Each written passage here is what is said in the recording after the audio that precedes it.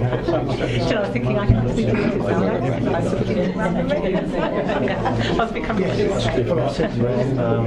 we'll go. So, let's have the next couple of minutes. Keep raising it. In fact, hit the back time.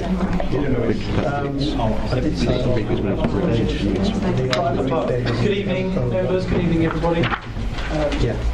Just gone 7:30, so we will make a start. I'll start by reading the emergency evacuation announcement. In the event of a fire or other emergency, please exit the building in an orderly manner to the assembly point, which is located in the market car park. The fire exit in this room is indicated by a green fire exit sign. Please do not delay the evacuation by collecting any belongings. Do not use the lift. The premises must not be re-entered until the fire brigade has given the all clear. Please note it is against the law to smoke in these premises. Please note that the meeting will be audio recorded, and can I just remind everybody present to either turn their mobile phones off or turn them to silent, please. Thank you very much. Item number 1, which is apologies for absence. We have apologies from Councillor Milne, Councillor Gooding and Councillor Newport. I'm not aware of any other apologies. Item number 2, which is substitute members. We have Councillor Griffin, substitute for Councillor Milne, and Councillor Weston for Councillor Gooding. Non-members attending. We have Councillor Smith. I think that's it. Item number 4, minutes of the meeting held on the 7th of November, which have been circulated to members. Are members happy for those to be signed as a true record of that meeting? Yep. Okay, thank you. Item number 5, to receive declarations of interest, including any whipping declarations. Non-pecuniary interest reports on the Sanctuary Committee. Non-pecuniary interest members Sanctuary in Rochford Committee. Any other interest? No. Okay. Item number 6 this evening is a presentation from Sanctuary Housing. Welcome again. Tonight's attendees: Emma Keegan, Managing Director for Sanctuary Housing in Rochford; Chris Cole, Head of Development of the Commercial side of the Sanctuary Housing.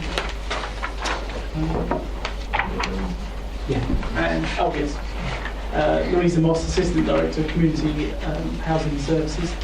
We have had apologies from Councillor Webb, who's the portfolio holder for community this evening, because he has another engagement. He would have attended last month's presentation when it was originally scheduled, but unfortunately cannot make this one. This item is just a follow-up from when Sanctuary Housing last visited us in February. We asked for an update on the development programme. We have had a presentation circulated to us by email. I can see that members have got hard copies as well, so we have had a chance to have a look at it, but if I could just ask you to present that to us and give us a bit more detail about what's included, that would be great. Thank you. Absolutely. Thank you very much. So thank you for the opportunity to come and give you an update, as you say, since February on what we've been doing around our development programme. I recognise most people around the room, but for those of you who've not met me before, I am the Managing Director for Sanctuary within the Rochford area. Held that position since 2009, but I've worked for Sanctuary in the district now for just over 10 years. We manage just over 2,200 properties in the district, and we have done since the stock transfer from the council in 2007. And the majority of our property are rented general needs or family housing, with about 400 properties for older people and just a handful of shared ownership properties. We do apologise that we weren't here at the November meeting, unfortunately due to ill health. And as you've seen, we've prepared a short presentation which we will run through, but we are happy to take any questions at the end if time allows. Okay, so I'm going to pass you over to Chris Cole, who's going to take you through the presentation. Thank you. Before I start, if I can just echo Emma's apology for missing the last meeting, but many thanks for the invite to attend tonight. Again, I think many of you were here earlier in the year when we presented. So presentation tonight follows a similar format with updated figures and few more updates on some of the sites which are now non-confidential from our side. So if I can start obviously with the successes to date. We've delivered 153 new homes in the district to date. And up here is just a few examples there of some of the schemes that we have delivered. In the last year, we've been working hard to build on that and increase the numbers. In the last year, we've got 3 new sites into contract where we now either own the site or we've got legal interest in the site. And between these 3 sites, we will deliver an additional 137 properties. The first one of those sites is Anchor Lane up in Canooden. This is a site we've acquired. We've got Dove Jeffrey Homes as our contractor who are currently on site. They have undertaken environmental and ecological work on the site and are now beginning the construction of new homes up there, and that will deliver 35 new properties. The second site is Bullwood Hall. So we've now acquired the site of the former prison this year. We're currently on site with a demolition contractor who's knocking down the prison building, and that's due to be completed early in the new year. We have submitted a reserve matters planning application, and we're in the process of selecting a contractor subject to getting a satisfactory planning consent to start the construction of the new homes up at Bullwood Hall. And then the third site is Folly Lane in Hockley. This is a Section 106 where we are the preferred RSL partner, and we're in a contract with the developer there, which will deliver 24 new affordable homes.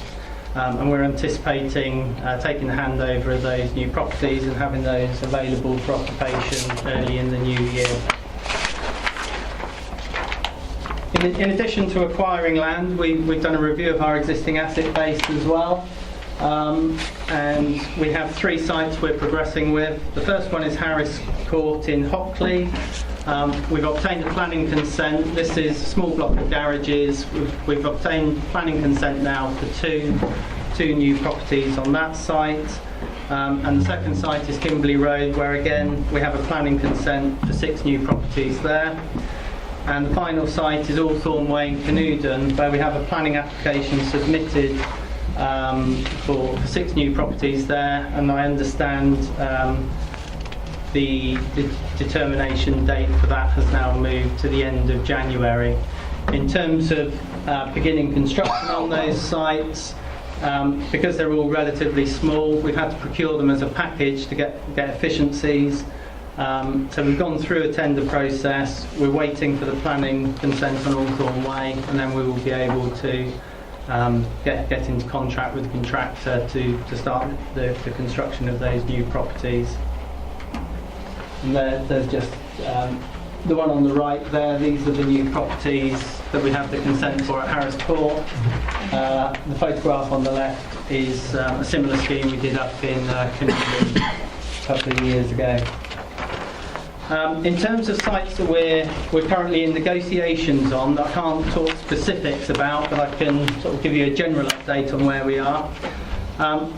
We've agreed terms on 2 additional sites, which will deliver 122 new properties, and we're progressing negotiations and contractual arrangements with the landowners on those. We have another 2 sites where we're progressing negotiations, but we're not yet at the point of having legal agreements in place. And we've made another 2 offers on further 2 sites, which would deliver a further 94 properties. So just to summarise those figures, completed to date, we have 153 properties. We're in contract on 137. Apologies, I didn't pick this up in the presentation, but we have another 85 properties which we've agreed terms on through Section 106 agreements with developers in the district. We've got our existing assets there which will deliver 14 units. We've agreed terms on 122, And then we have another 87 under negotiation and offers made on further 94, which, if all of those come to fruition, would deliver 692 new units in the district. That's a brief summary. If anybody's got any questions, I'm happy to answer. Okay, you've been indicated. Councillor Mrs Mason. Councillor Mrs Mason. Firstly, could I have a copy of the presentation? I don't seem to have one, which would be helpful if there is one available. Secondly, just a couple of queries. Harris Court, Kimberley Road, Hawthorne Way are all small developments. And as we're all aware that houses under developments under a certain size don't necessarily provide what we would quaintly call affordable housing or houses with a housing register. However, our greatest need in the district is for houses that are, and homes that are available to residents on our housing register. Could you tell me if any of these small developments will be made available through that, or whether you intend to sell them or rent them privately? Yeah, I can. On the existing assets, I'm quite happy to tell you what our thoughts are on there. As you say, dealing with smaller sites is very inefficient and can be very costly, the price of actually developing them. But as we have these land assets in the district and we have the commitment, that's why we've gone ahead and looked to develop on them.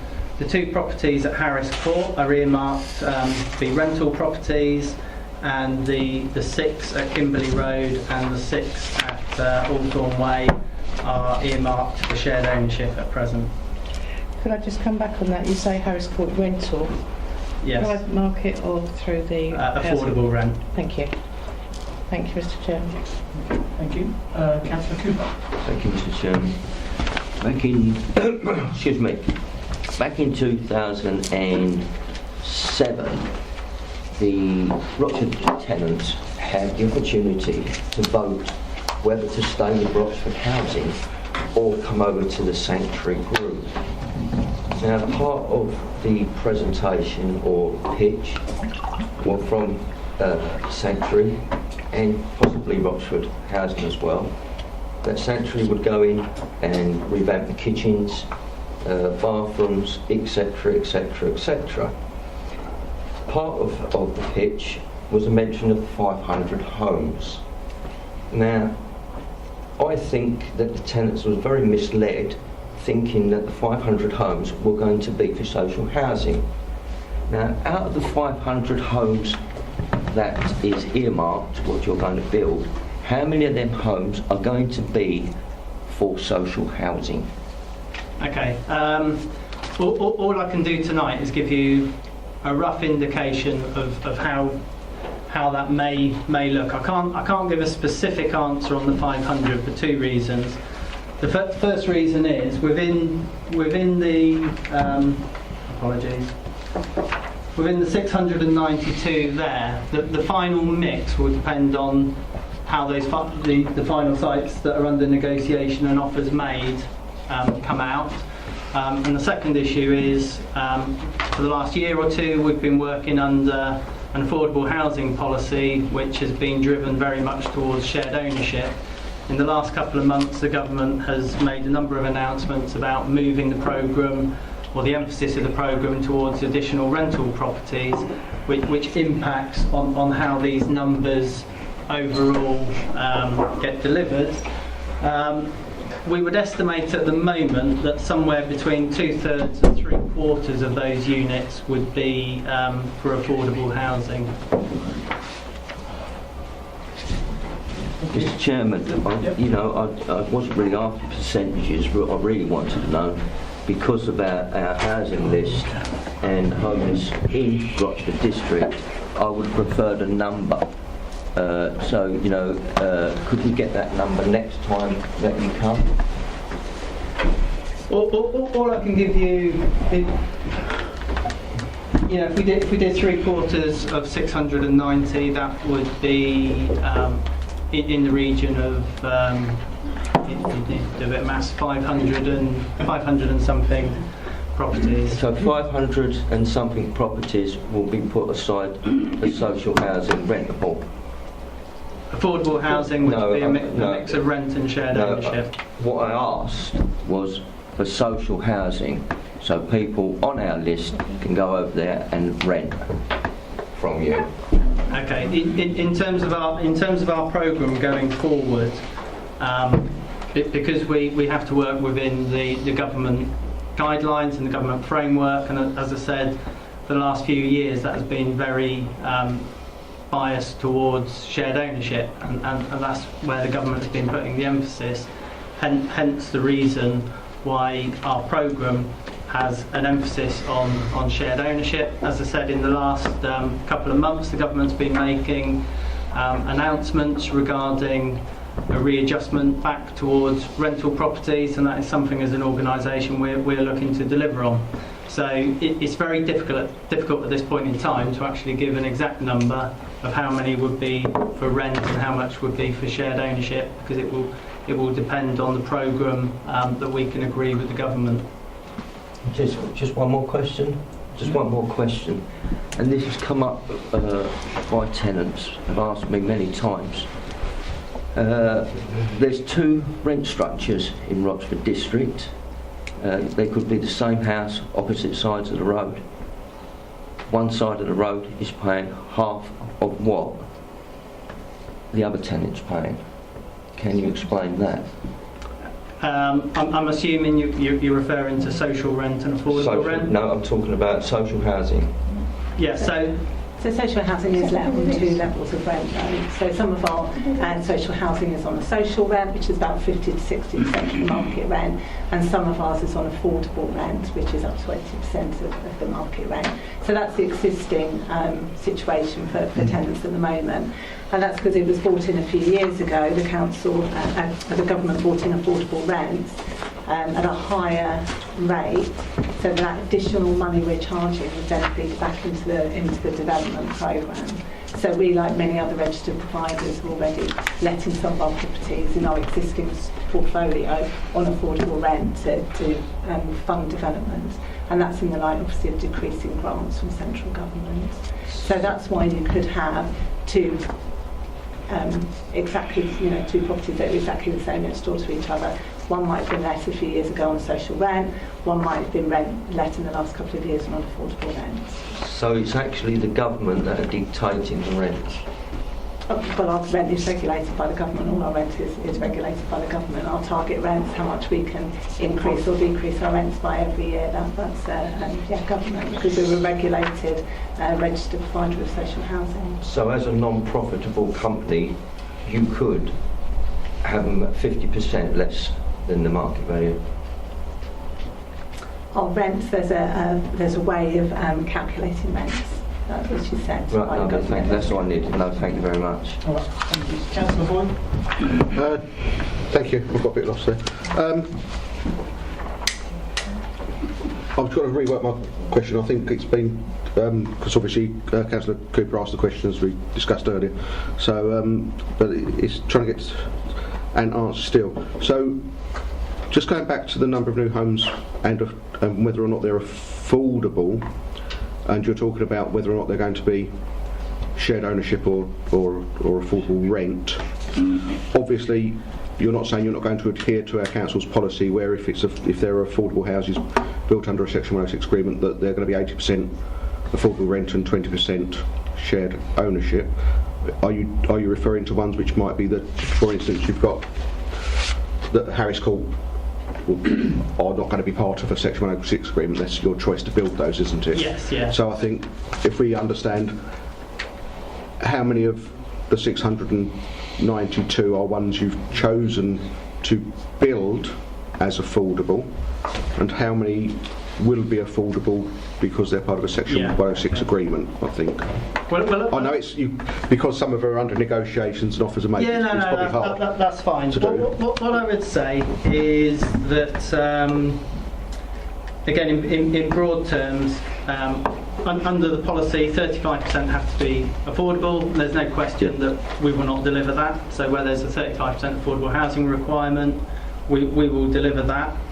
Of the 692, we've got the 3 on our existing assets, and there's probably maybe about another 10 in there which wouldn't be subject to a Section 106, but that we will still deliver out as affordable housing. So there's probably about 25 units there which will all be done for affordable. And then, as I say, overall, it's going to be somewhere probably between about 2/3 and 3/4. Yeah. So in addition to the 35%, we'll be delivering another 30-40% affordable housing. Right, okay. Thank you, I think that's answered that one. I'll now have to struggle through. The other question, how many of the, I suppose, there's 2 figures here, I suppose, up to the terms agreed 511, I make that, if we go down your chart. Yeah. And then we've got another figure of 692. How many of the up to the terms agreed would you expect to be delivered by March 2018? I started, I should say. I think started is the important word. We're pushing to have those all in contract by March. Yeah, the 511 as I make it, and the 692 would be sometime after that, or? Yeah. Right, okay. That's the 2 questions for the moment, thank you. Thank you. Councillor Williams. Yeah, thank you, Mr. Chairman. You have 2,200 properties about at the moment in the district. What sort of percentage do you lose a year through right to buy? That's a good question. I can't give you the figure that we've lost since the stock transfer. It had, but it 2, 3, 4, something like that. Generally, if we averaged it out, would be my guess. But we could certainly check that figure for you. But if we look over the history, sorry. 2 or 3, sorry, 3 or 4 houses, or 3 or 4%? Houses, properties, yeah, houses and flats. I think if we average it out over the 10 years, obviously within that there's been peaks and troughs, but I would guess. But we could certainly confirm that figure to you. I think for us, it's probably not been as high maybe as we would have expected, but it has picked up over recent years. Thank you. Councillor Hook-White. Thank you, Chairman. There is obviously a definition for what qualifies as affordable housing. Have you done a survey or assessment as to how affordable, in rental terms, properties are that you're bringing forward in relation to the average income of someone living in the district? Okay. I mean, I don't know if you want to say anything on that, Emma, but purely from my perspective, the rent we charge is dictated to us. It's not something we have any flexibility on. So the affordable rent under the government policy is 80% of the market rate, and that 80% includes service charges and any other costs that would be associated with the property. Yeah. Do you have any indication as to the percentage of those people in those affordable properties who are getting subsidised through forms of government sort of housing benefit or top-ups from various different schemes and things like that? Have you got any indication of that? Yeah, I mean, I don't know if you want to answer that, Emma. I think it would be difficult to answer that off the top of my head. I think the only thing I'd just add on the thing of the rents, obviously, is just about the LHA cap. So we do cap our rents, when we're calculating our rents in line with LHA caps. Yeah, I mean, I can't give you a figure off the top of my head. I can tell you what it used to be, but I don't know what it is at the moment. So it used to be about 70% of people would be in receipt of some level of benefit, but that could be a few pence up to full benefit. But again, that's certainly something that, unless Louisa's team has got any further information sort of on that in terms of affordability. I think just generally through our housing options report, you can see just the affordability factor. Often, market rent is 4 times the amount of people's income generally, but I can't talk any further detail. Is that something that you're going to be looking at to keep up to date, so you've got an understanding of who your tenants are and where they're where their difficulties may be with regards to affording their rents going forward? Well, I can certainly say that everyone, before a tenant moves into a property, we do an affordability check on them. So we do a pre-tenancy visit or appointment with them, and we do a financial affordability check with them. So at that point, if we think that people maybe aren't claiming benefits or things that they're entitled to, we would talk to them about that. If we think they're going to struggle to pay the rent, we will talk to them about what that means for them.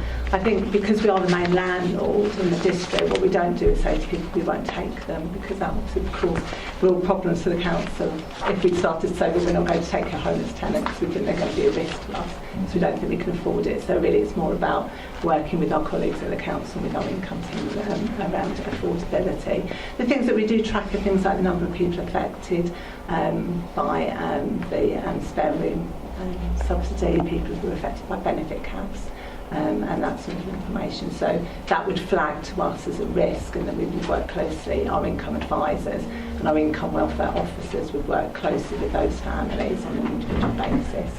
So we certainly have a risk management process in place to make sure that we're supporting people. And we work with the organisations like Family Mosaic, who give floating support, and the Citizens Advice Bureau and people like that as well. Obviously, something's been in the press and discussions about the introduction of the universal benefit. Has that had an impact, and are you being a little bit more, shall we say, relaxed with some people because they've got difficulties in transferring over from one thing to another? Or is that not actually impacting in this area at the moment? I think for us it's not really impacted. We don't have very many customers at the moment who want universal credit, but when the full rollout takes place in May next year, that's when we will see, we expect to see more of an impact. I suppose for us the rollout of universal credit has been fairly slow within this district. It's been delayed. I suppose nationally it's been delayed, and it's been fairly slow in this district. We do have some customers coming through who've maybe people who've been homeless in Southend and have moved on to universal credit, and then come to us. But it's fairly limited, the impact at the moment. Having said that, yes, I do expect the arrears to substantially increase. Obviously the government's announced that it hopes to cut the length of time for people being assessed. We would always take things like that into account, and but there comes a point that people have to take responsibility for debt. So I think if we can see they're doing everything to try and they've put their claim in and they've provided all their information and they've done everything they can, we would view that obviously sympathetically. But I think if we've got situations where we feel that people aren't providing or engaging with the relevant agencies, then we would follow our rules procedure. Can I just add to that, just following the budget announcement, the rollout for Rochford has now been put back to July. Oh, okay. Yes. You indicated to ask a question. If I may come back and add another question, Mr. Chairman, thank you. I might be missing something here or misunderstanding it, and I think you've answered the question, but I'm not sure that I've totally understood it, so forgive me if I put it in another way. I'm coming back to the split again between rental and shared ownership, and I understand that you can't be precise, that an element of it, and you were saying indicating 2/3 to 3/4 would be rental. It seemed quite a high amount of shared ownership. Are any of these properties that you're showing here not for shared ownership and not for rental? Are they any of them for the private market? Yeah. And if so, how many? So the 2/3 to 3/4 is what we call affordable, which would be a mix of rent and shared ownership, and then the remainder would be market sale. So you're... Okay. Okay, thank you. Councillor Stanley and then Councillor Boyd. Thank you, Chairman. Due to the fact that there seems to be an increase of homelessness in the district, and we have already been told that we foresee a few that are rising figures, is Sanctuary renting out to the district more than other districts that want to come in. So I'm not sure I understand. Well, is Sanctuary renting or renting out or letting out the properties to outside sources, other councils, London councils, or anything like that, or is it only for? Is it basically for the district of Rochford? So the properties that we let, most of them will be subject to a nomination agreement with the council, where 100% of first lets, so if we have a brand new scheme, 100% of those first lets will go to the council, and then when vacancies come up, it's usually 75% of vacancies will go to the council, so they're going to be people nominated by the council from their list. Those remaining properties we can let to people from our own list, and the majority of people on our list are going to be people for our general needs, for our family properties, are going to be people who are probably looking to either move to a larger property or move to a smaller property, so they're likely to be our existing customers. For our Housing for Older People scheme, again, a proportion of those people are going to be our existing tenants already, and there's usually quite a lot of overlap between who's on the council's housing register and who is on our transfer list as well. Thank you. Councillor Boyd. Thank you. Just two. One is a minor one. We've got here a total of 692. I don't think that's changed very much since the. Not sure what I could say. Since the original agreement, shall we say? There were some additions made. Have you got any plans to continue development in the Rochford district on affordable housing in the future, on future builds coming forward? Absolutely.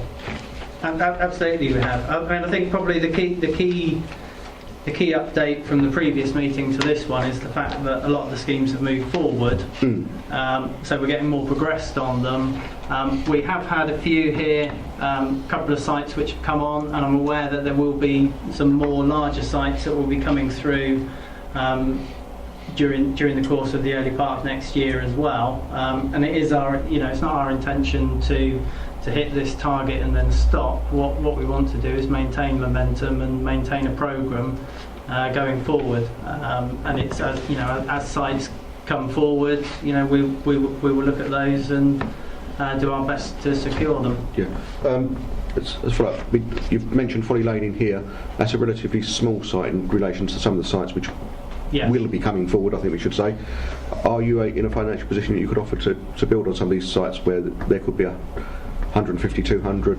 Yeah, absolutely. I think what I would say is that there's two issues there. So Folly Lane is a Section 106 where we've taken 35% affordable. What we've been doing on other sites such as Bullwood Hall is actually going into the market and acquiring the whole site, so that we control the full development, and we can put additional affordable in there as well. So yes, we will continue to look for the Section 106s. Our preference is to actually try and secure 100% of the site. In terms of our capacity, we have capacity for delivering over 3,000 new homes a year across the country.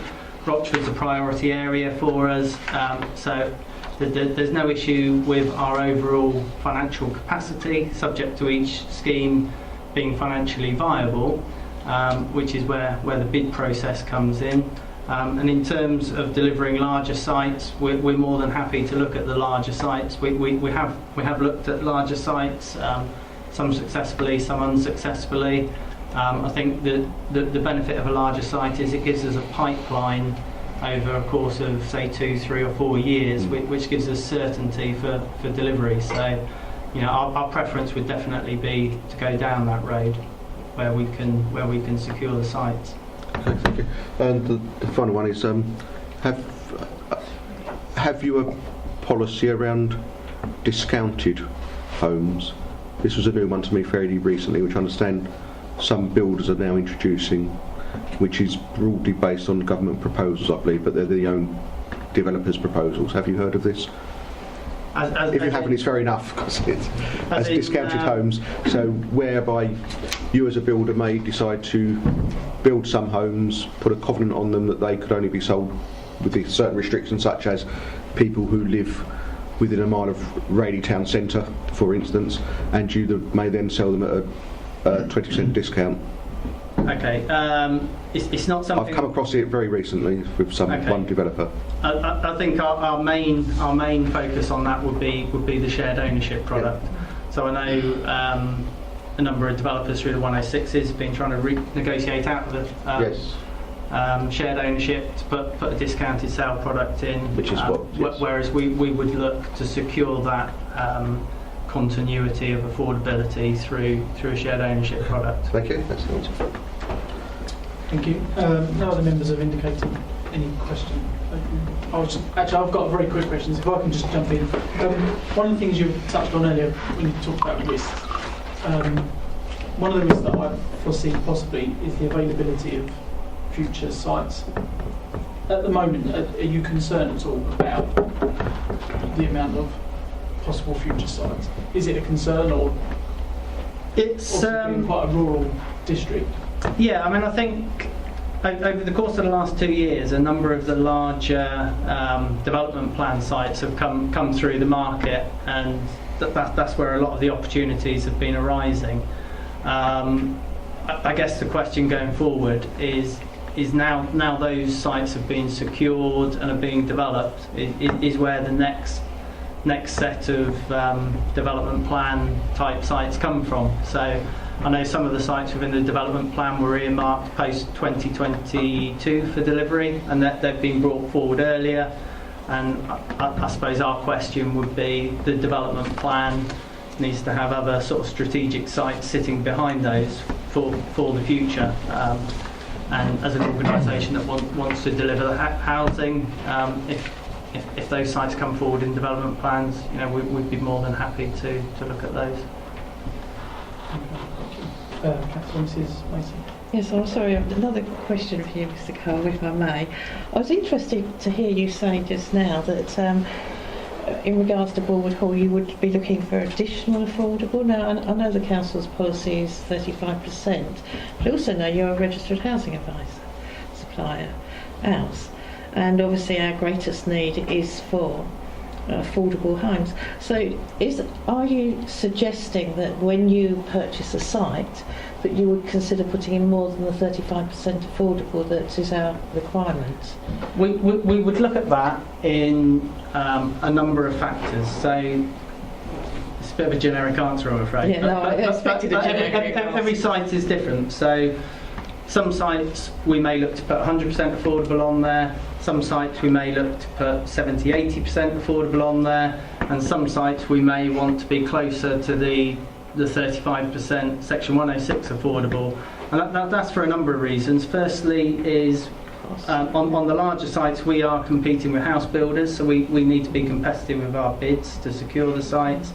And secondly is the issue around affordability. So if you took Borwood Hall, for example, if we put 100% affordable housing on there, that would be a very expensive option for us, and secondly it'd be very expensive potentially for the people moving in there. So what we would potentially look to do is use that to deliver additional affordable housing on other sites which are more suitable for it.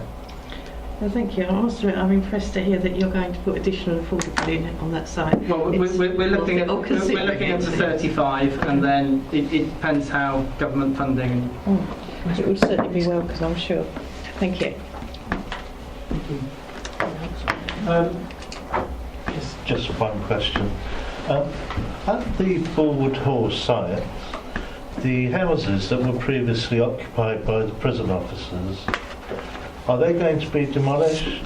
No, they. If I can go back. So this row of terrace houses here Yes. are the houses which were the former prison officer houses. They're all privately owned now. So They've been sold separately, have they?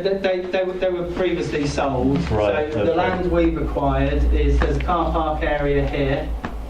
There's the former Gurkha barracks area there, and then the site comes across here, takes in Borwood Hall, and then the prison area, and another car park there. So it's pretty much what you can see on the plan here, excluding these existing Right, properties. fine, thank you.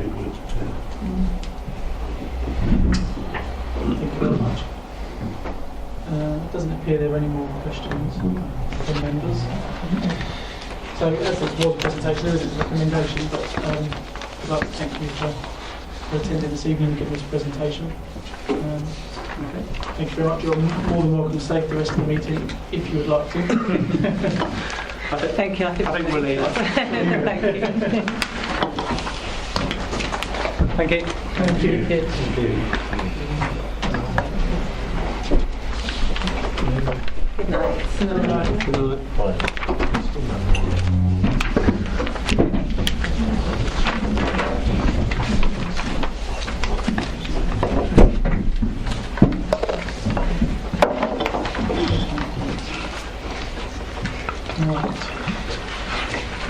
Moving on to agenda item number 7, which is the Treasury Management. We have attending this evening Naomi Lucas, Section 151 Officer, Matt Petley, Principal Finance Officer, Councillor Simon Smith, Portfolio Holder for Finance. Welcome, thank you for attending. Councillor George Ireland was due to be present, but unfortunately given his apologies. Members will have had a report circulated to them. This is a mid-year review. It's fairly self-explanatory. There is a report and an appendix as well. If you wouldn't mind just giving a brief overview of what's contained in the report just for members, and then answer the questions we've got afterwards. Absolutely. Thank you. Good evening. Yeah, it is a fairly self-explanatory report, but let me just pull some key points, if I may. First of all, obviously we've recently just had a base rate rise. So if I can point you to page 7.2 in the table in paragraph 3.2, just to kind of give you some indication there on where base rate is expected to go. Now, these aren't our thoughts, these are the thoughts of our Treasury Management advisors, a company called Link, which were formerly called Capita Asset Services. They're quite... and they're not saying there's going to be a rise until December 18. There are other people out there saying that rises could come sooner and could be steeper. But as it stands, we're going with what they're saying. Their track record is pretty good, to be honest. So I think we can pretty much go by that. Having said that, if there is a rate rise, it's only good news in terms of where we put our cash, because obviously we'll hopefully see a bit of an impact in the accounts where we put our cash. If I can then take you over to page 7.3 and paragraph 4.3. When we brought the every year we bring the Treasury Management Annual Strategy before yourselves, before it's then presented to full council. This year's strategy is still in place, but we'd like to add in what's been noted there in 4.3 to this year's strategy to allow the council to consider its options around financing the trading company. This is with regard to the development of the 3 small sites and phase 1 of Project Wyvern. This really just allows us to consider every option as we continue the due diligence on how we're going to finance those projects. So if that is forwarded to council for agreement, that would be added to this year's strategy and then will become part of the strategy next year as well as we move forward. I would highlight that in 4.4, currently we don't have any external borrowing requirement at the moment, but we will be bringing into you in next year's strategy as part of the MTFS a requirement to add external borrowing into the strategy for 2018-19, again to give us those options around financing any major projects that are coming online, for example Project Wyvern.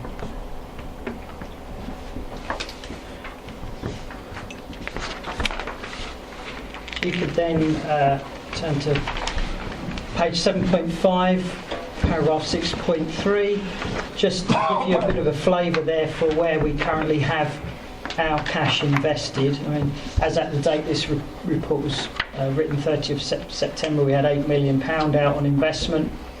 And as you can see, we have 3 million there with Santander tied up in a 60-day account.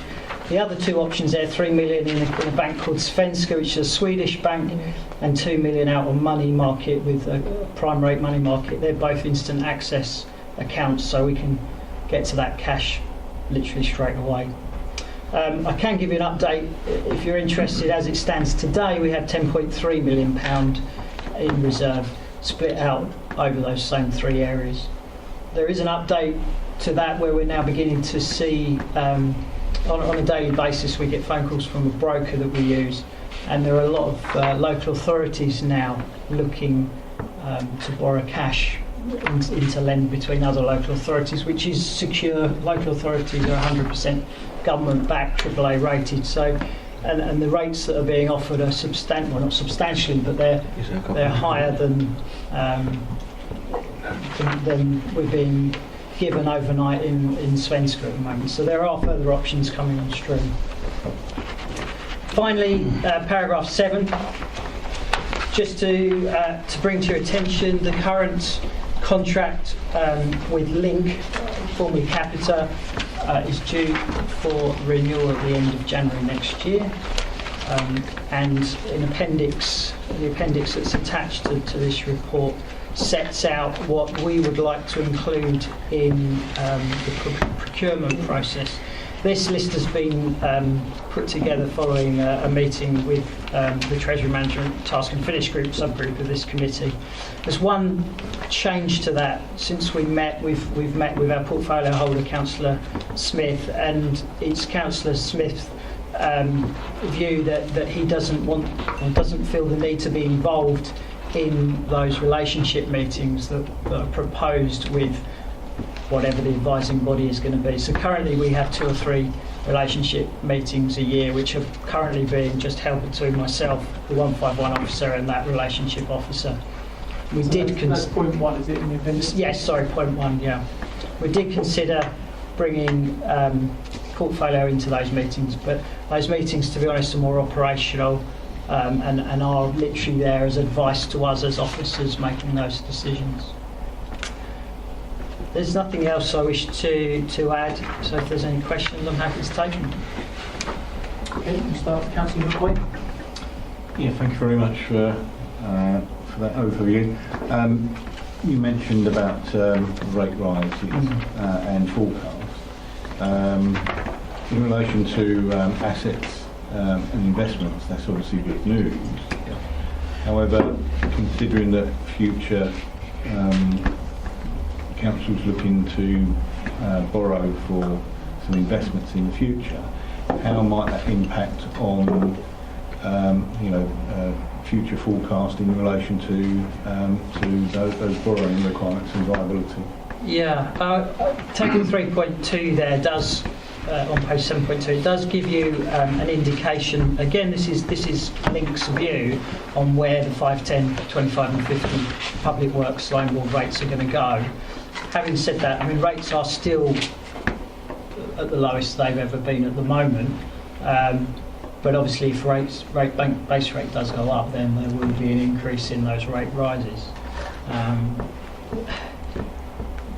As I say, the rates that are put in this table are the best indication we have at the moment, but that's not to say we could all be sitting here next month and Bank of England might put the base rate up by 0.5%, 1%, and obviously these rates will change in turn. But as it stands, with the base rate being 0.5%, these are the best indications we have. Thank you. Councillor McCoy. Thank you, Chairman. Just a comment and a couple of questions. One of them leads on from the comment. You mentioned our government being AAA. I don't think it's AAA. I think it might be AA+. Just a point. And that leads on to another question regarding lending to potentially Green Gateway Trading Development Company Limited, presumably that's going to be. That is unlikely to be AA+ as a brand new start-up, so presumably our lending criteria have to be relaxed for that as well. Or is there a point of this we can just ignore the lending criteria to to lend to our subsidiaries No, we're going. or subsidiaries owned companies, if you follow? Yeah, sure. We're currently going through. We've got external advice being drawn up at the moment on financial due diligence on all options of investing into the trading arm, and so we're waiting for that to come back. I don't know if you want to add anything to that. Yeah, so I mean, in terms of the lenders to counterparties, we'd be looking to keep the assessment most likely of keeping those AAA ratings. What we might need to add to the strategy at some point is an additional bit about how we could lend to our trading arm. And obviously whatever, if we did choose to go down that route with member approval, we would have to make sure that the rates that we would lend to the company reflect the commercial sort of risk. So that's the bit we're taking advice on. So we would look for the rate at which we lend to reflect the risk profile of what we're looking to lend to. So we would probably set out sort of a separate part of the investment strategy that sets out the criteria that would apply to those. But I think, as we referred to in the report, we would have to take any investment decisions around that sort of separately through governance, and then make sure that obviously our treasury management strategy going forward adequately reflects the different parts of the portfolio that we're looking to invest in. But in terms of lending to our counterparties outside of the trading arm, we would be looking to keep the the risk criteria as it stands at the moment. Okay. Following on from that then, through the chair, if I may, I'm sure we've lent to Green Gateway Trading. Was that then not outside of our policy at the time, or did we not call it lending? We have lent, yes. So when Green Gateway Trading Grounds Maintenance was established, a loan of 25,000, I believe, was provided at the time, which has now been paid back. My understanding that is all within council policy. So because that was approved at full council, that was therefore was done outside of the treasury management policy. Is that what we're saying? Well, I guess it's we're looking at it because or we were able to ignore it. Well, it's a loan rather than. So I guess the way to look at it, it's because it's literally an internal loan between Rochford District Council that's been approved through Investment Board and full council to the trading arm. Whereas this is looking at every other option that could be on the table in terms of potentially buying equity in the company, whatever the option might be. I suspect we may have lent to the company then without actually having the policy in place to do so. Yeah. On that basis then. It was more which is why we're looking at it now, which is it was, I suppose it depends on what perspective you look at it. That was more of an operational loan just to allow the company to sort of working capital loan to allow the company to operate rather than a purely investment decision. Whereas with these property sites we're looking at them really to invest in them to generate a commercial sort of financial return. Obviously, for the Green Gateway trading that's happened so far, they've needed some working capital to operate, but it hasn't been a sort of investment decision in terms of we're looking purely to make a financial return as part of our sort of capital programme. So to be clear, it was an interest-free loan then? No, it wasn't interest. So there was a return on it, so it was an investment in my opinion then. But that, I don't think we're going to get anywhere on that one. I think if we just add it, the process, however we want to describe whatever name we want to give to it, it was an informed decision. It was a public decision. It was a scrutinised decision through council, and since it happened, it's been through the audit process as well. So. Yeah, I'm happy to agree, but I think that led on to the final part, which is around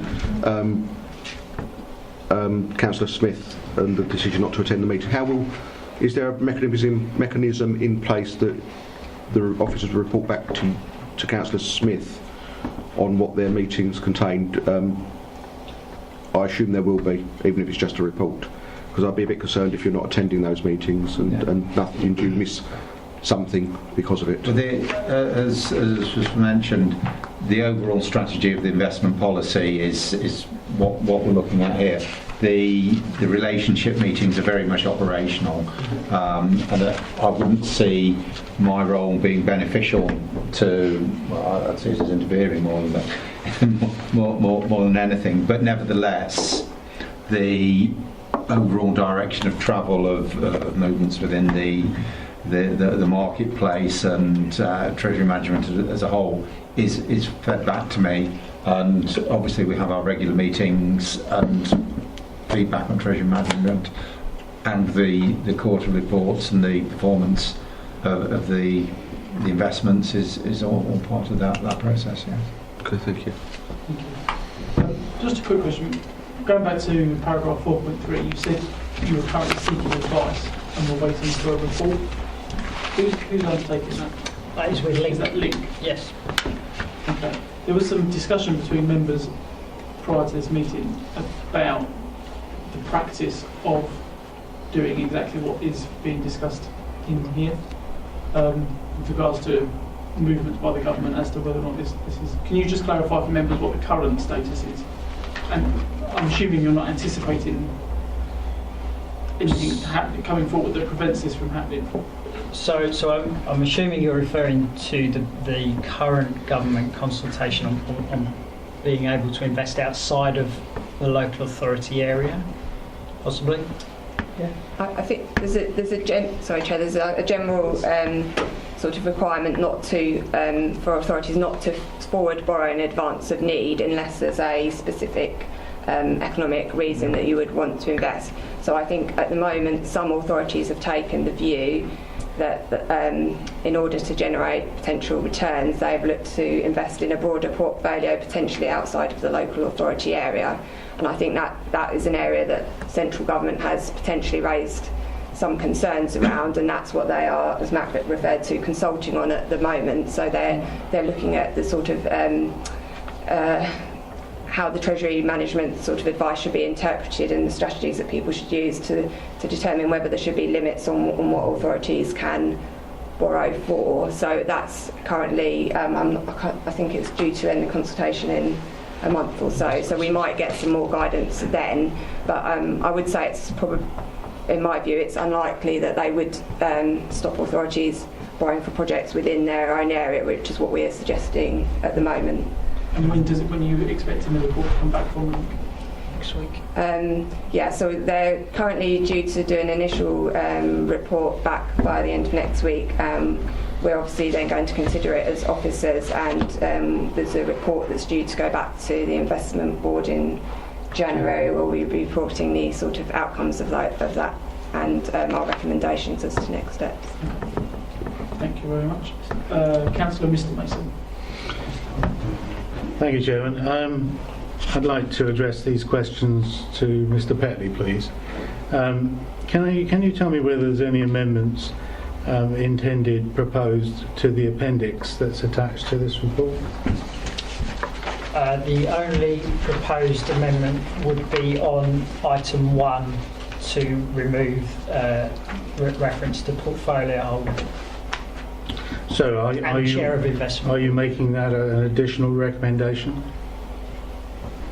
Yes. So I think we'd like it minuted that change we're proposing, and then we would look to take that forward for our procurement process. So we would be removing in line with portfolio holder and chair of investment board. So the meetings will just be with myself, head of finance, and the section 151 officer. So it's and the chair of the investment board. Chairman, that's why I'm asking the question, because it's not clear. And now I've asked the question, we're now hearing a string of further proposals. Can I just ask, Mr Petley, just make it clear what we're doing, will you? We will be making item 1 of paragraph 1, bullet point 1 of item 7 of the appendix will be that the 2 strategy meetings a year will be between the section 151 officer and myself, head of finance, and whoever wins the contract as relationship manager. So obviously we understand now why the portfolio holder for finance has said that he doesn't feel that he needs to be present. The chair of the investment board not being present as well. Same reasons. I think historically these meetings have been, as we said, officer-led meetings without member involvement. As we said, they are really for operational purposes to inform the strategy, but obviously as part of the Treasury Management Strategy that's agreed at the beginning of the year, and then these subsequent update reports we do now and at the end of the year, all of that information gets fed in to those and members do agree those. So there is a framework for sort of member engagement and approval of our strategies and our investment plans. But as we say, these are really to inform the reports that members get. So we didn't feel it was necessary for members to be present at those meetings. Chairman, can I continue? Yes, sorry. What assurance do I have that prior to the annual strategy being put forward to this committee, because it will be this committee, what assurance do I have that both the portfolio holder for finance and the chair of the investment board have approved them before they come to this committee? Sorry, I'm not. Forgive me, I'm not being trying to be difficult, but I'm not sure if I understand the question. Would you? Well, look, I don't want in this committee to sit and make decisions on behalf of portfolio holders. Okay? Yeah. So I want an assurance that if they're not going to be present at these meetings, that at the very least we have their tacit approval of the Treasury Management Annual Strategy before it comes to this committee. Yeah, well, we have regular engagement meetings with Councillor Smith. So you can confirm that and we can minute it. Yeah, we have monthly meetings, so we will speak to councillors. Every finance report goes through Councillor Smith. And the chairman of the investment board, because we are now talking about borrowing. We're not proposing we're not proposing to add an addition about borrowing in this year's, but as we say, if we put that in the future strategy for 18-19, yes, we would engage with Councillor Smith and obviously with the chair of investment board before that. Chairman, that's a minutable assurance to take that recommendation forward in my judgment as a member of this committee. I've got two other questions. Mr. Petley, you raised the interesting issue of other counterparties which were AA+, which were other local authorities.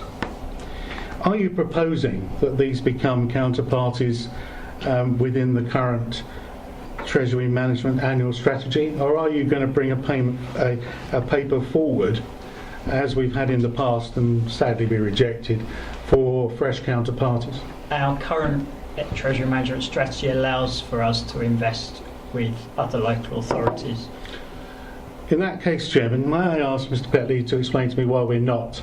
Because if the returns are so much higher, then I want to understand completely why we're not doing it. Because clearly we've actually given up income, valuable income, and not secured it.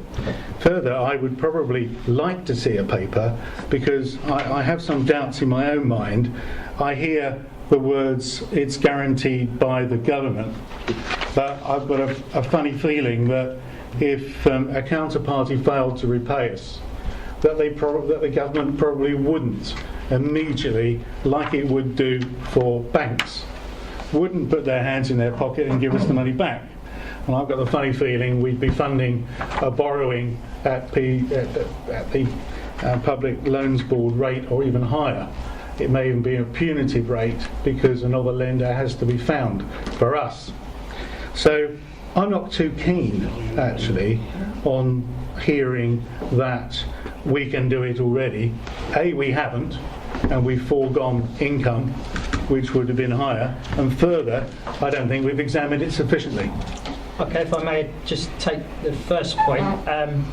It's only recently that since probably within the last 3 to 6 months that we've started to get calls through our broker to say that local authorities are interested in lending between one another.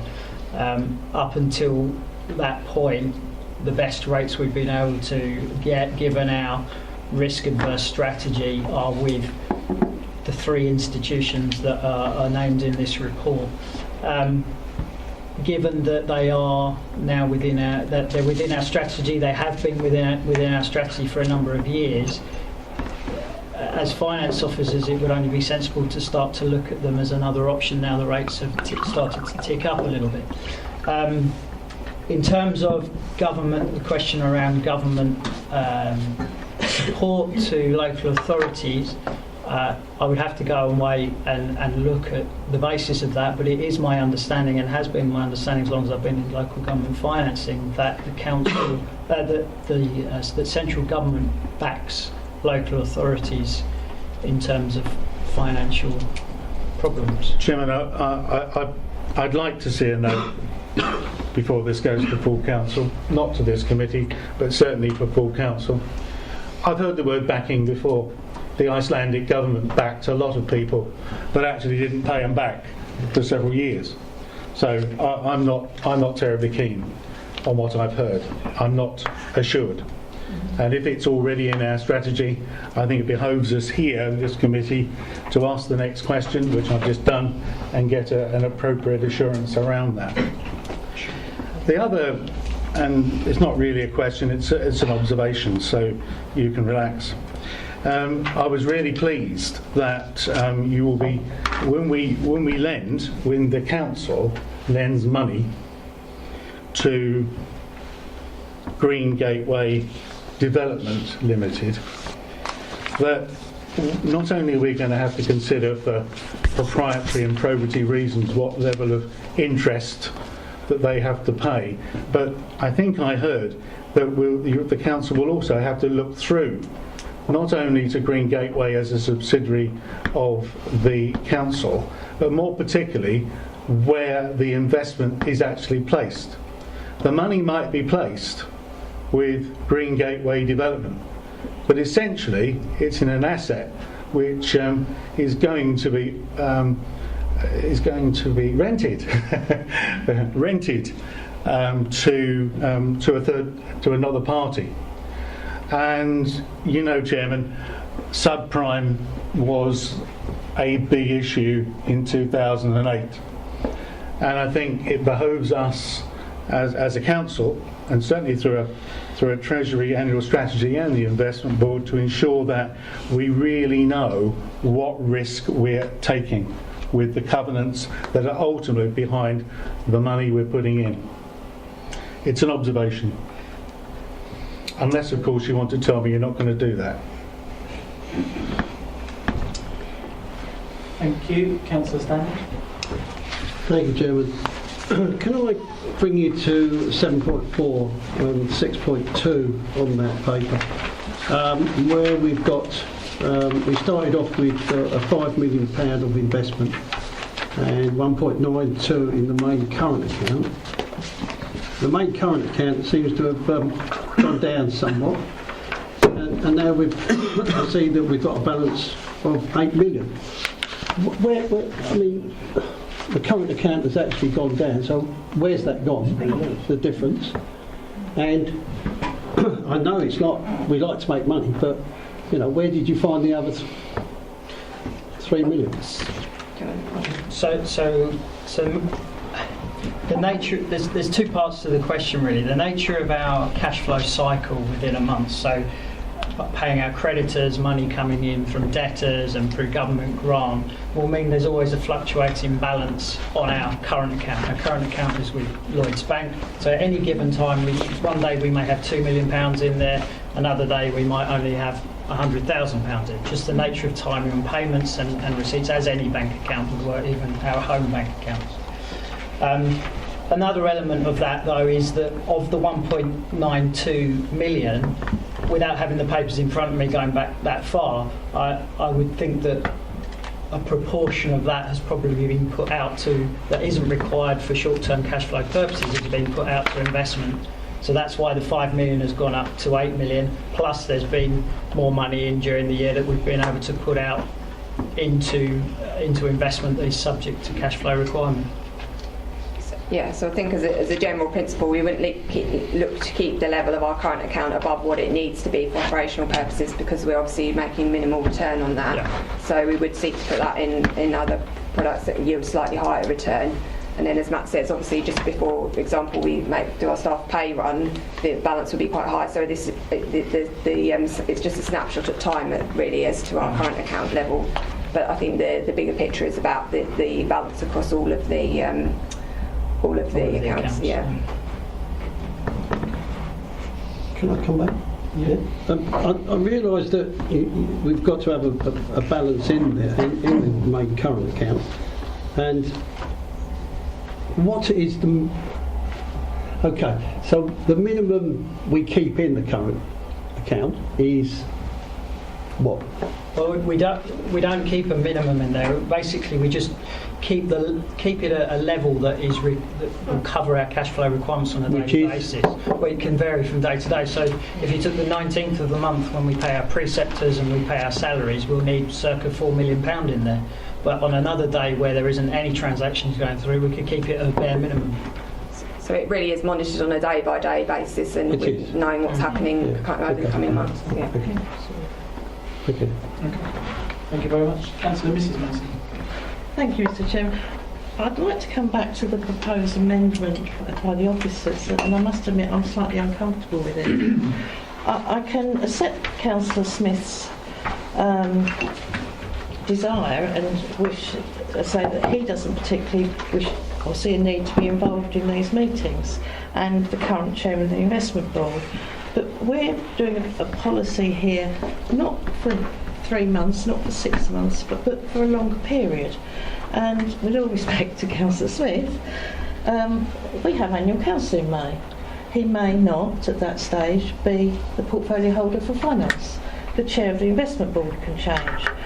And whilst I accept that he doesn't see it necessary to attend, I think we should keep the option in there of those people attending if they wish.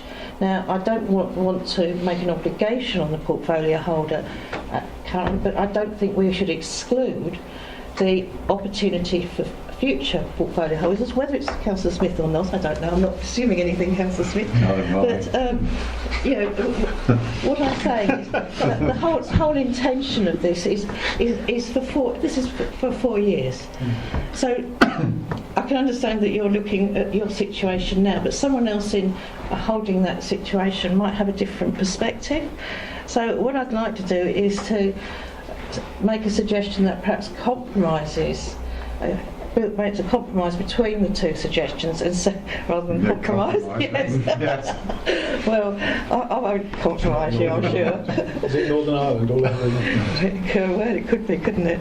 Right. So perhaps we could just say that the meeting with the option of the portfolio holder for finance and the chairman of the investment attending the meeting should they so wish, and attend it to that, because I don't want to have those people excluded at all, and that certainly the working party didn't. So are you happy with that, Councillor Smith? Seeing it was your concern. However it's worded, you know, if I wanted to go to that meeting, then there wouldn't be a problem anyway.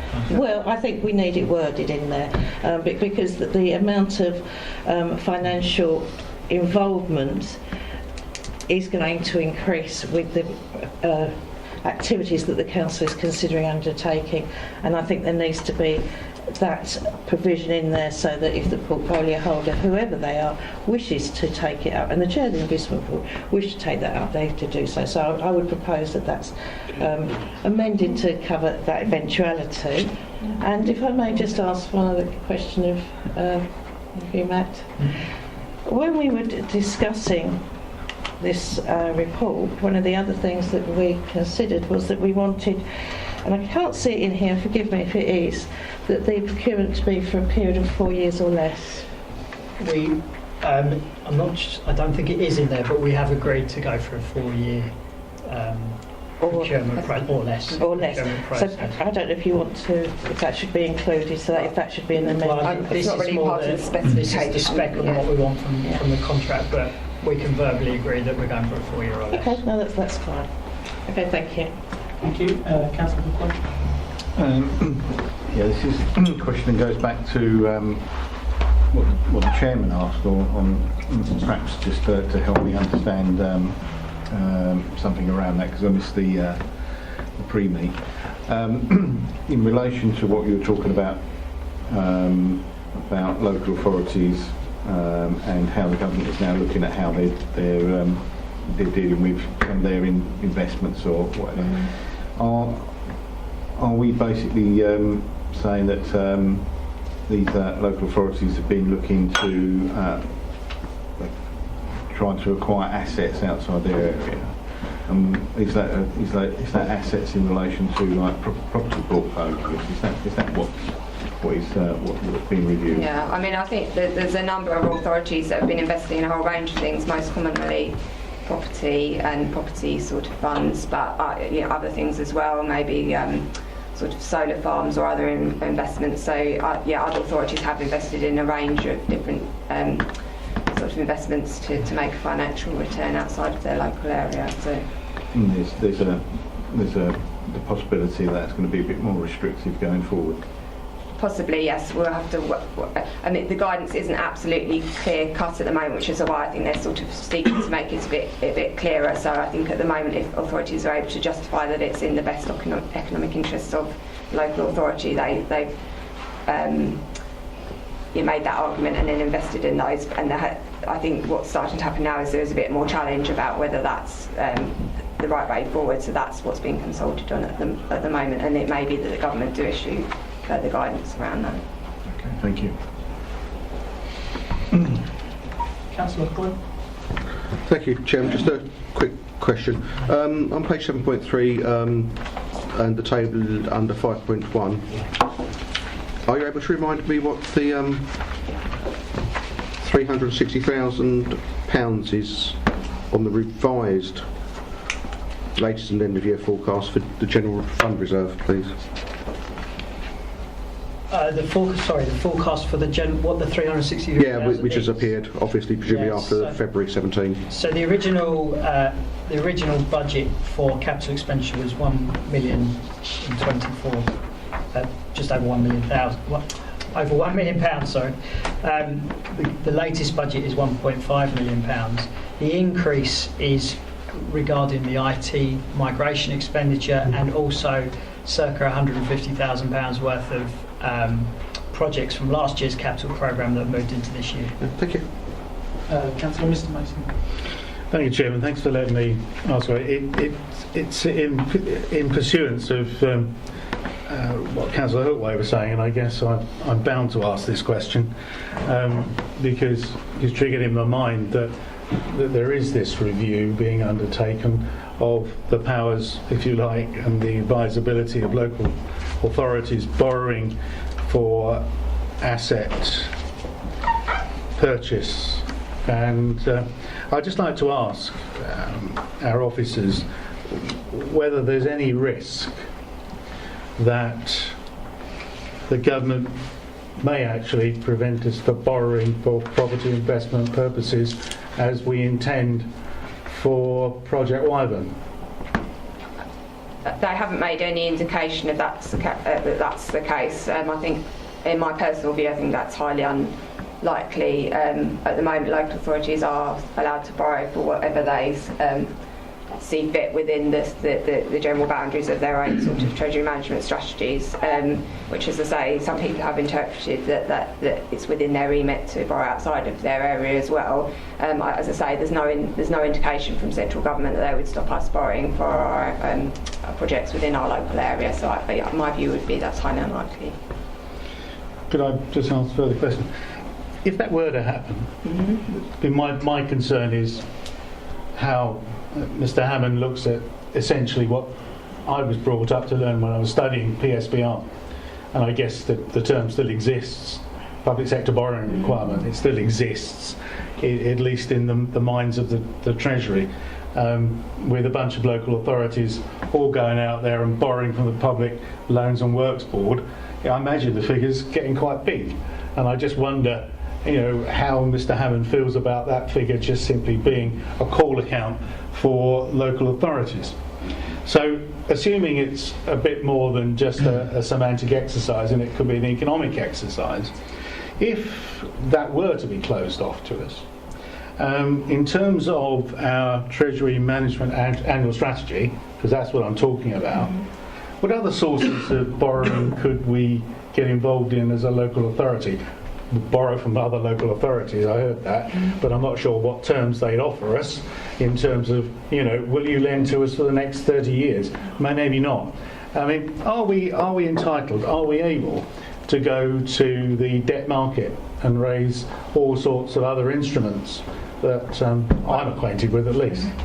I mean, subject to our own strategy and what we want to do, we are able to borrow from other external sources. We're not limited to PWLB lending, although in the majority of cases that has been the more favourable rate, which is why most authorities have gone with those. But there are obviously a number of other products out there, and we would potentially be able to borrow from other sources as well. But obviously, as I say, that would have to be done in light of our own strategy and assessment of the risks and rewards around those. So yeah, there is the possibility of that if we wanted to see that. This isn't obviously a formal statement, but at this stage we have no intention of pursuing those directions of travel at the moment. Sorry, what directions of travel? Can you make it more something I understand? To go outside the public works loan at this moment in time. That's the examined and the preferred route of finance, and should. When was that agreed? Well, we haven't agreed any external. I'm glad you said that, because I thought that's what you said earlier, because now I'm confused. There's something I'd like to add in a moment. Obviously, should government policy evolve, then that requires us to review our policies and our strategy. But one of the things I wanted to take away from this meeting is that over time, the policy, the strategy that we've got, that you're examining tonight, has evolved as being fairly risk averse. Obviously there's starting to be a little bit of movement in interest rates, and there are opportunities to take greater risks and potentially have greater returns. But obviously, the key word is risk, and I'm still taking on board that the risk-averse strategy, from what I've been hearing and perhaps the nature of some of the questions, is still very much in place, and so that's something I am taking forward from tonight. Can I respond to that, Chairman? Because we do have a portfolio holder, kind of talking about policy that hasn't been made yet. So no, that's fine. Absolutely, because it hasn't been made yet. Feelings. If that is, what you're gaining from this committee, and if you gain it from me, then you're gaining it from someone who had a professional career in significant banking with significant levels of lending, and I'm not pursuing a personal view on risk that isn't one that I professionally engaged with for 33 years. There may be others who were in banks who were quite happy to engage at high levels of risk, and we all know what happened there, don't we?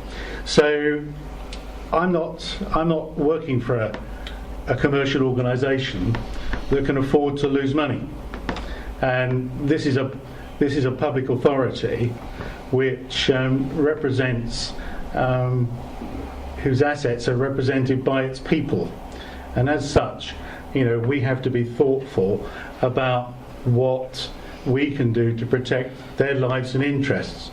There are a lot of councils who are wandering around with huge amounts of borrowing, and Southend isn't that far away. And I would just be very thoughtful about how we engage in this process. So if you hear risk averse, it's for the benefit of our residents. Can I just add to that underpinning our whole strategy and for the local government guidance as a whole, the number one priority is always security of our investments and liquidity, then followed by potential return. But obviously, within those boundaries, there is still a scope for a range of investment decisions to be made in terms of risk and reward. But security is always the number one principle for our treasury management strategy. Okay, thank you. Councillor Hoyle. Okay, so just on that point again, I think it was a couple of years ago, I think our Section 151 officer came up with higher risk policy, which this committee didn't approve, and it was changed. And it's not just a question of security, because you mentioned that's the security of the debt, it was, or the lending. It was also a question of liquidity of it. It could be very secure in buildings and property, but could be very illiquid. Yes. And could take very many months to realise the money. So that was the other point we made as a committee at that time. Thank you. Yeah. Okay, thank you. No members have asked for any further questions. Just quickly, we've got two recommendations here. Recommendation one is to recommend the content of this Treasury Management mid-year report to full council, which I think members are in agreement with. Okay. Recommendation two, just before we do that, could you clarify, if we go back to Councillor Mrs Mason, Yes, made a recommendation, I wasn't quite sure how that was. If I alter the alteration to item 1 and appendix 7, if I could suggest some wording, perhaps that would help to cover the points that are being raised. So we would read attendance at 2 strategy meetings a year, with the section 151 officer and the head of finance, with the option of the portfolio holder for finance and the chair of the investment board attending should they so wish. And then carry on, these should be held. So it's just a very slight alteration, which I think covers both Councillor Smith's current concern and future-proofs it for future people who may feel differently, should they be different. You're happy with that? Yep. Fine. Members happy with that? Okay. So if we go back to recommendation 2, which is to note that appendix with that alteration, are members happy to accept that recommendation? And there are important things to minute, which I'm sure Michelle has picked up. Thank you. Okay.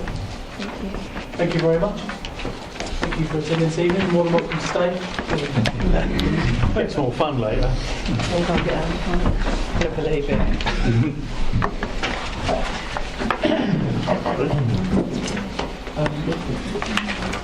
Councillor Weston.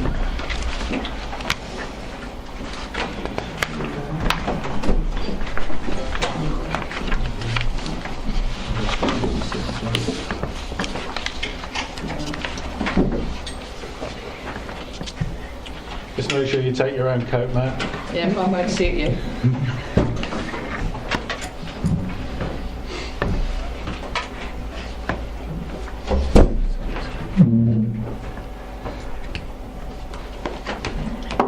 Councillor Weston, are you happy to remain where you are? Yeah, I don't mind. Yeah. I mean, a bit too minutes and I'm going home. Item number 8 on the agenda this evening, members, is the Member of Learning and Development. Tonight we've got John Bostock, the Assistant Director of Democratic Services, in attendance, and Councillor Carol Weston, Chairman of the Standards Committee. This item is a response from the Standards Board following the Review Committee's recommendation in October. The Standards Board is responsible for training. So they could just agree what is being presented to us this evening. But the Review Committee in October, we did ask them to report back to us, which they have done. I hope members have had a chance to have a read of, there are 2 reports on there. Well, the report and the appendix, item number 8. Councillor Weston, if I can ask you just to maybe briefly... Absolutely. As you know, we were asked to come forward to talk about the training. We've had quite a big discussion at our standards meeting committee, and so we've come up with an idea, if you like,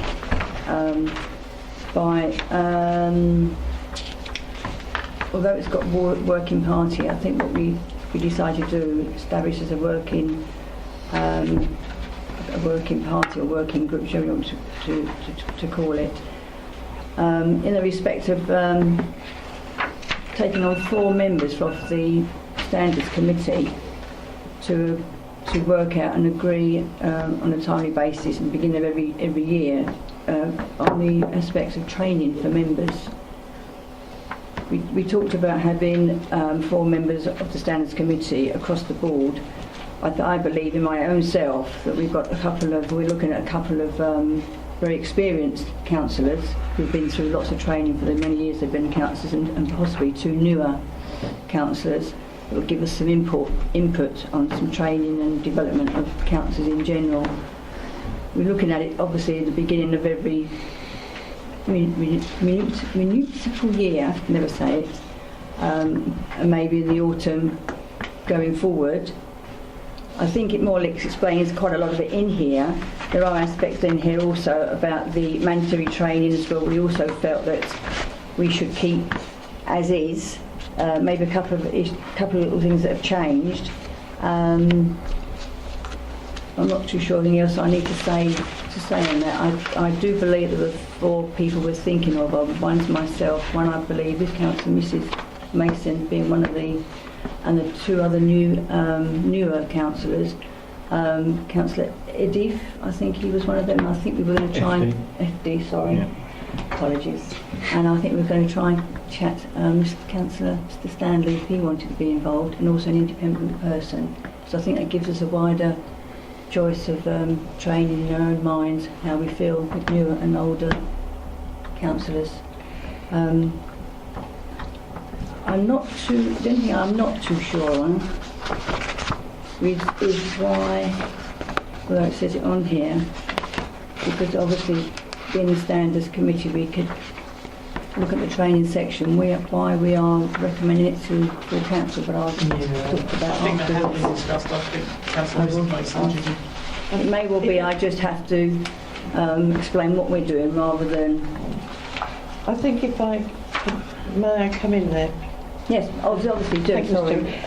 I think what's happened is this has been copied from the Standards Committee meeting minutes, which haven't been adopted, and as you're aware, Madam Chairman, I'm not Chairman here, Councillor Weston, we have discussed it and they were actually incorrect. It wasn't a recommendation, it was noted, and we discussed that the standards, and we wanted to advise the review committee of the work that was being done because of the concerns that were being raised. But we were advised by the officers, and I think we're all aware that the Standards Committee is a full committee of the council and has the right to determine the training anyway, and there was no need to make a recommendation. So unfortunately this has come to the review committee before the minutes are adopted, which makes it slightly difficult. So I think that's where we've got the confusion on page 82. Yeah, so just to clarify, we're not making a recommendation, it is literally just a note of what's put forward to Councillor Mr Mason. Chairman, nevertheless, I like starting a sentence with that. It's better than so, isn't it? Because I hate people who start with so. So, nevertheless, it was this committee, this review committee, that drew attention to the fact that we needed to review our training. And this report, in being at the committee, is quite right and proper. In fact, it would have been completely discourteous of the Standards Committee to have simply said, oh well, thanks very much, we're now just going to bypass you and go straight to full council because we can. So I'm really pleased that that discourtesy wasn't actually delivered. And we should at least note in our minutes tonight that actually we have received this report because of our interest and involvement in asking for this matter to be pursued. So it's not quite as simple as some people think. Okay. I mean, if members will have a chance to have a look at that, if you have got any questions, I'm sure Councillor Weston would be happy to answer them. But I didn't get the impression that many members had questions. The only question I'd like to ask, sorry Chairman, through you, is through John really, on the recommendation to full council. It's just a report to full council, yeah. John. I just wanted to check with you how we would. Is that going to be okay? Is it just a report to full council rather than saying recommendation to full council on the training?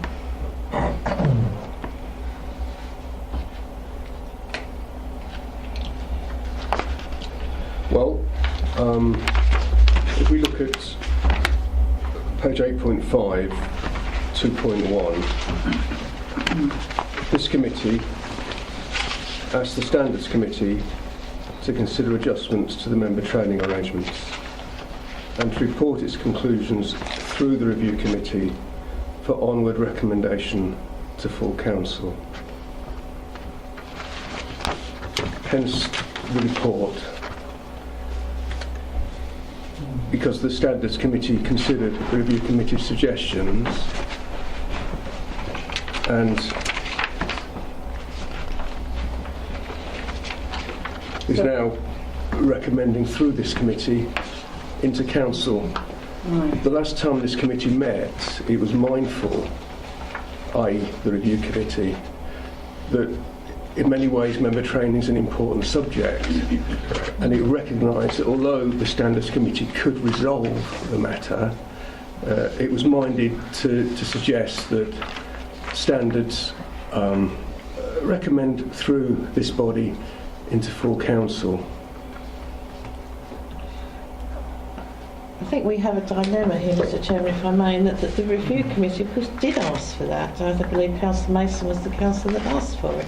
However, the Standards Committee did not agree and did not think itself subservient to the review committee, so it wanted to inform the review committee, advise the review committee of the work that had been carried out, advise of the work that was proposed, and inform full council. But certainly the Standards Committee did not agree to recommend it to full council.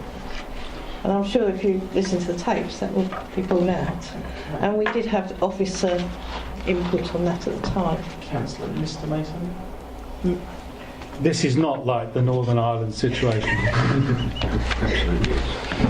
I don't expect anyone to phone me now and say, I'm sorry, but there's something completely different. And actually, that was a very good programme. I enjoyed it hugely when I was much younger. Look, this committee is a grown-up committee. Standards Committee is a grown-up committee, and the council's pretty grown up, I hope. The review committee, and if you listen to what I'm going to say, the review committee is pleased to see the report of the and recommendations of the Standards Committee, which it's decided to put to full council. That is all we need to do.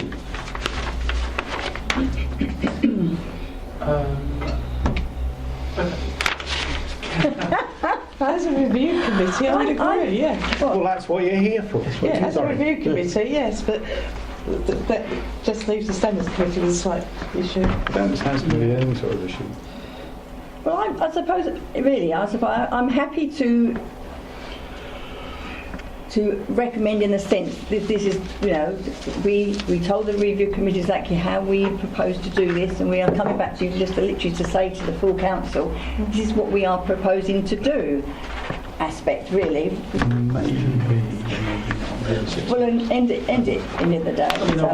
I'll be happy to go on this, but although that wasn't quite the intention, I think we assumed that it would just be noted and that the Standards Committee would make that decision. Wouldn't it be nice? Chairman, wouldn't it be nice to say that as a committee we're really pleased to have had the report and to note the intention of the Standards Committee to put recommendations to full council?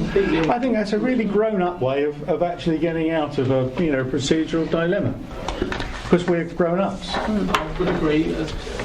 Councillor Westland, as chair of Standards, is happy with that as well. I'm fine with that. John, are we fine with that? Are you not grown up? I could say an awful lot, but I'm going to say it's for the committee, to both the chairman. Okay, yeah, that's fine. Yeah, it's just unfortunately it was misminted. Yeah, that's fine. But we're all grown up. No, that's fine. So I'm happy, yeah, I'm you're fine. happy with that? Members happy with that as well? Yeah. Okay, on this occasion we'll agree with that then. Thank you. I should have been yes minister. Oh no, definitely no minister.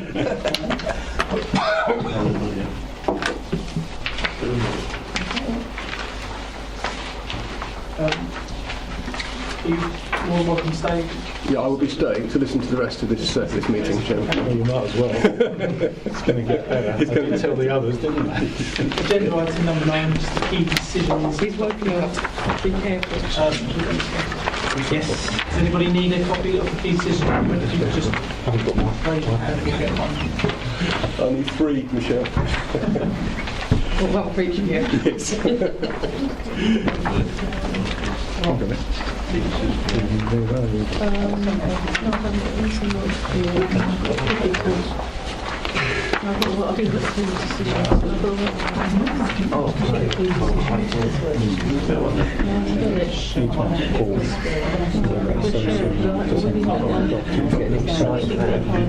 Straight back. Or can you bring back? No, it's not even a full paragraph. No, it isn't. So you just can't do it. I just can't see it. Which is why I'm throwing the brick in the pond. I can't see another way around. We're just going to have to beat the walls of Jericho and take the trumpets. Okay, so key decision document, if everyone's got a copy in front, I'll pass over to Paul. Right. Okay. The first two items, 1117, the economic growth strategy, and 1217, the discretionary rates relief. Both reports have been issued and will be considered at tomorrow night's executive, so you should already have that. We have 4 new ones. 1317, the Brownfield Register. 1417, the Local Housing Option Prevention Fund Policy. 1517, the Draft Housing Allocation Policy Approval for Consultation. And finally, 1617, the Private Sector Housing Policies.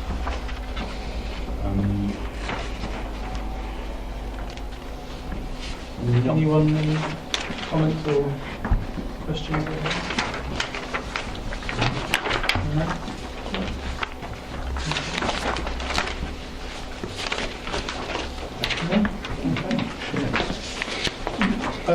Okay, moving on then to the final item on the agenda, which is the work plan. Okay, does anybody need a copy of the work plan? You know, my one, John, if you like. That's what I've done. Hope Michelle's had a spare for me. Other things he's done. No, Ken. Again, I'll pass over to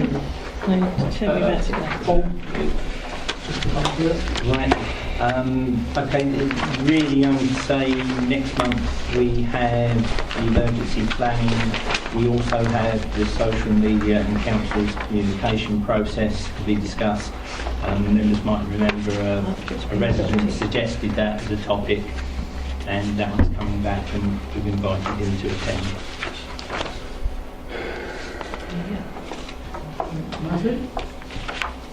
Chairman, may I speak? You guys have a social media one? Yes. Yeah, what the timing of it? No. Oh, okay. It's just what it says. I think it has to be made a little more explicit that it relates to Mr. Titmus's email in response to the review committee asking what residents wanted to talk about. At the moment it reads as if the social media policy that is currently on the agenda for full council on the 12th of December is to come here, but it isn't. It's Mr. Titmus's letter, and I think it needs to be changed on the work plan to make it quite clear that it is Mr. Titmus's letter. Certainly I'll make it clear on the agenda for the 9th of January as well. I think it's very clear that it's the council's internal social media that it was referring to. Yes. It doesn't quite say that at the moment, in my opinion. So come on. Because it refers to council's communication process afterwards. So perhaps you should say council social media or internal social media. Yeah. Maybe, Chairman, it would also say the council's use of social media, because it's the council using social media. No one else. Yeah. Okay. Any other comments or questions from members? On anything on this report, or are you doing it month by month? No, anything. With the enforcement of unauthorised adverts, can you just remind me, because that says that was an interim report. Have we asked them back for a Yes, I know. report in full? Because I couldn't see it on there.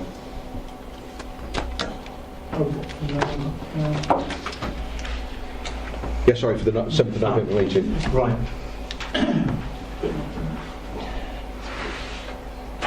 Building control, that interim report has dropped, I'm afraid. That should be linked to the building control, the one above it is the interim. That should be that one, should it then? Right. Yeah. It's on the wrong line. Yeah, it's on the wrong That makes more sense then. I apologise for that. Because I didn't remember that one. Yeah, and then because that was only interim. Let's go back on to June. Yeah. June, yeah. Councillor Hookway? It's not specifically on the work plan, but it's a kind of related thing because it's a work in progress, as I understand it. It seems to have died a death or gone very quiet in relation to what's happening with the review of the Constitution. I'm currently prodding the Assistant Director to arrange a further meeting on that one. Has anything happened in this current municipal year? No. No. Councillor Hookway? Chairman, I'm going to ask you to do something about this. I think it's difficult for Mr. Gowers to prod an assistant director. I think that it's not something that we think we should ask him to do. Clearly he's been prodding and clearly he hasn't got any response.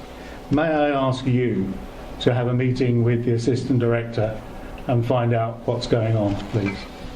Yep, okay.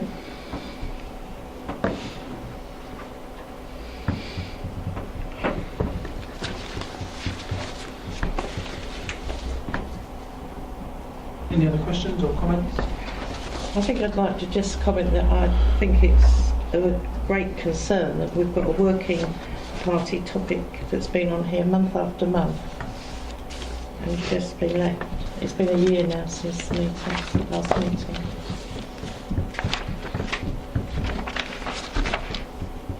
Right, thank you very much, members. You voted 17. This one is about